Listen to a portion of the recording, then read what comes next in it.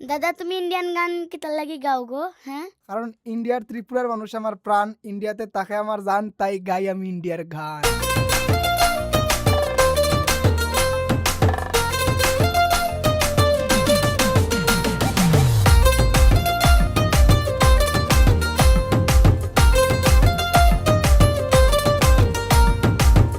ইন্ডিয়াতে কিসের তো টান, আমি বাংলাদেশে হই পেরেশান। সবাই শুনো আমার বাংলা গান, আমি গাইয়া যাইমু ইন্ডিয়ার গান।